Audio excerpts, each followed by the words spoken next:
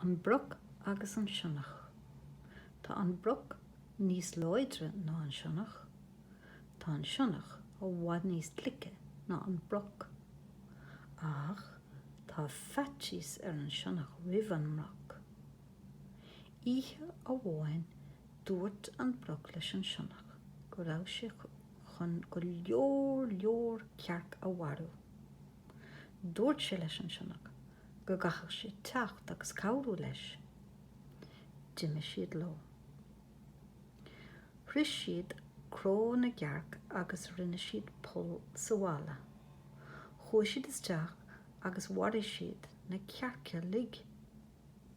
Thosa siad a githe. Lean siad a raibh ag githe is a githe is a githe. Gach ile uair a dtitheadh sé cearc omláin, d'éiríodh an sionach. D'ireadh sé go raibh sé ag dul amach ag féachant an rabh an feirmeoire teacht. Plánaíodh sé amach tríde bul, dánach sé muid tamalainn agus thagaigh sé isteach a ríist agus leanach sé a raibh ag ithe in éanacht leis an mroc. An chéad rud eile, chuaigh an sionach amach a ríist, ach níor tháinig sé ar ais. Cúpla nóiméid ina dhiaidh sin, tháinig an feirmeoir agus a chlann mhac. Mhairfidh siad an broc.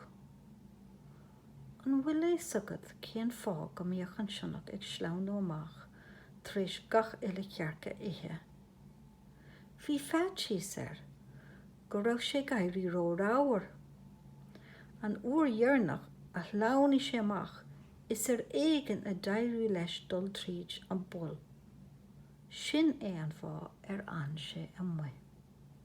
Anois, nach nuairt mé leat go bhfuil an sionach a bhád níos clice ná an broc.